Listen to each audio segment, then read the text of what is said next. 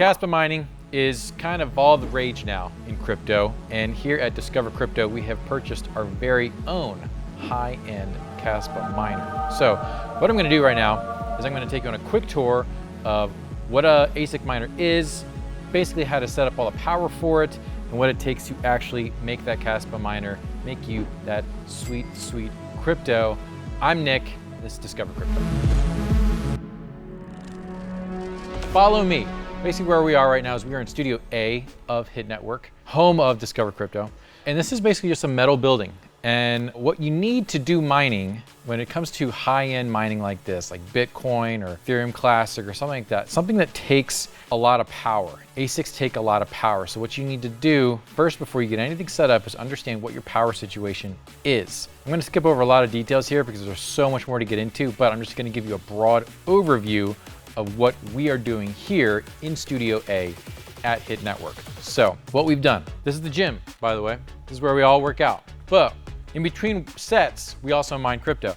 So what we did here, on the other side of this wall, there's a breaker, and we ran a 30 amp line for 220 volts. So this big old socket here, we converted it to another type of socket and have that running on this big giant cable to this thing. This is called a PDU, a power distribution unit. This is not a surge protector. What this does is this takes in a lot of amps and a lot of volts and allows you to basically plug a whole bunch of stuff in. We're gonna come back to this here in a second. This is the miner. This is the Ice River KS2. It runs about 2 terahash right now. This is the intake side, sucking in the cool air. This is the outtake side, pushing out the warm air. Right now, it's actually not that loud. Back when we first set it up, it was about 95 degrees during the day, and this thing sounds like a vacuum cleaner. It's extremely loud. But yeah, this thing's mining a couple thousand Kaspa per day right now. If you're doing proof of work, you need space around it because you gotta have airflow to the intake fans, okay? You can't have it jam in, packed against the wall. You don't want it packed in a corner. You need nice space around it. Ideally, we're actually gonna clear out this rack. We're gonna put this down here a little bit so the cooler is sucking up the cooler air that's on the bottom of the floor. But this thing's just rocking and rolling right now. So what we did is we put it up here. We have a plug. We had to buy these special plugs because it comes with this kind of plug. So this is your standard, PC plug, power cord. Well, this doesn't go into the PDU, right? Doesn't plug in because these PDU things are female sockets. So you gotta get these basically inversion cables, if I could say that, so where you can plug into the ASIC miner and then you can plug into the PDU.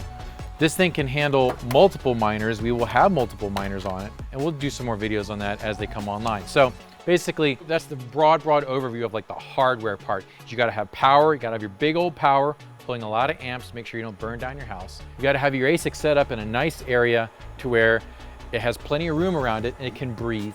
And then you have to have the proper connections for your ASIC miner. Now everyone's setup is gonna look a little bit different. This one's a little janky because we just kind of threw it together at the last minute, but it's working. It's been mining for well over a month now and it's been doing really good. The second part is once you have it all set up is you actually have to get your miner mining to your wallet. So you've plugged in the power, your appropriate power, you've plugged in your Ethernet on your network. To actually talk to this box, you have to hit this little button called IP report. What that's gonna do is you're basically gonna ping your network and you're gonna use the software that whatever the miner is supplied with, you're gonna have to download it from their website. In this case, it's Ice River. And it's gonna tell you what the IP address is of the miner. So we're gonna go ahead and assume you've put your IP report button. I'm gonna go back to my computer. I'm gonna show you how to get this thing set up so you can get mining to the right wallet.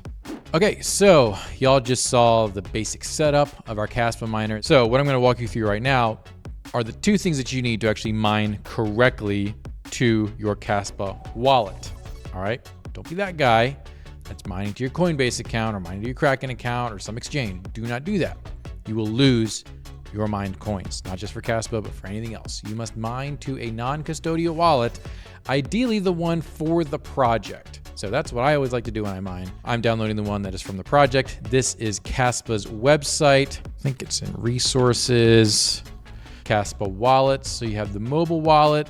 That's like their MetaMask version. This is the one that you're gonna want. You're gonna want the KDX desktop wallet. So This is a pretty small file. It has a full GUI, so it's pretty easy to use. You're gonna have a seed phrase. You're gonna have to write that down in 2 different places. And you'll make a wallet address. So it'll say generate wallet address. And you're gonna take that wallet address and you're gonna copy and you're gonna paste it into a like notepad. So you just go and bring up notepad, copy it from the KDX wallet, paste it into there, keep it handy because you're going to go to the IP address that showed up in your Ice River IP finding app. So if you go to support, I think it's in tutorial. So this is the batch processing tool. This is what you're gonna use to actually download the program that will report back the IP. There's a little button I showed you on there that will report back the IP to this tool that you're going to download from here. This also has the manual for all of the different Kaspa ASIC miners. So that you'll have that IP address. It'll show up in the window of that application. And then you're going to log in to the IP address. This is the IP address for ours, 10.1.10.69, nice. And you're just gonna log in. Usually the username is admin. The password is just a bunch of numbers that they will tell you on the manual, or there will be a little card in with the miner itself. So this is your home screen. It shows you the average hash rate, your 30-minute average hash rate, 5-minute average hash rate, your rejection rate. This basically tells you if your miner is running too hot and is not able to complete shares. The pool will say, actually, no, this isn't good. So you want to make sure this is around between 0 and 5%. And this is your uptime. We did cycle it earlier today. So all this is normal. This is your pools where it tells you, we're gonna get into this more later. This is your 30-minute hash rate per board. So this specific miner has 4 different ASIC boards inside of it. The temperatures of them in Celsius, as well as the fan speed. So you're gonna have different mining settings. This is where everything gets juicy. You're gonna put the pool address, the stratum for the pool here in pool address. You want at least one backup. And the most important thing to do here is to put in your Kaspa wallet address, your public address, because the miners will ship with the one for Ice River. Ice River just puts theirs in there. So if you just get this thing rocking and rolling and you put it in a pool, this wallet is the one for Ice River. It's not yours. You'll be mining to Ice River and they'll say thank you and they will not give it back.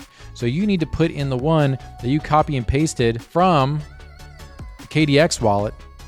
You have to put that in here, in this area. This is the important part, folks.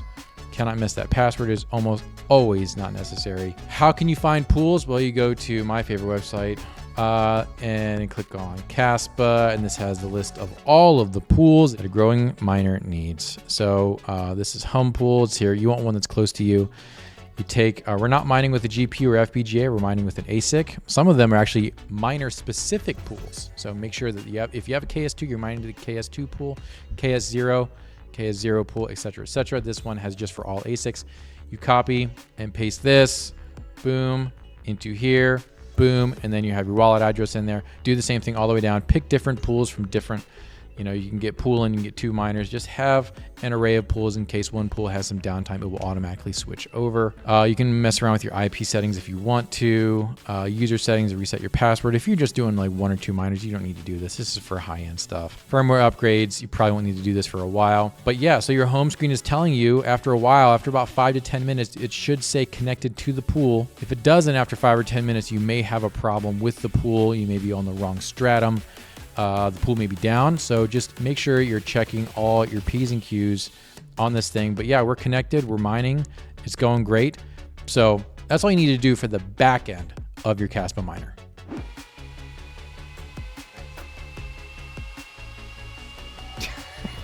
That's what it normally sounds like. Okay, so we rebooted it, and this is what it normally sounds like. It's extremely loud. So yeah, you don't want this anywhere near where you're trying to like watch a movie or like put little children to bed or like have a Bible study, because it's extremely loud. So that's the basics of setting up an ASIC miner. It's a little complicated at first, but there's plenty of resources on YouTube to help you get you set up to where you're properly mining and you're able to do it and not have to babysit the hardware, because that's the most annoying part. So appreciate you guys checking out this video. If you're interested in Kaspa mining, we'll put some links down below to get started in Kaspa, or you can go ahead and buy it on an exchange or whatever. But go ahead and smash that like button. Subscribe to Discover Crypto. We're going to be making more content like this. I appreciate you. See you at the top.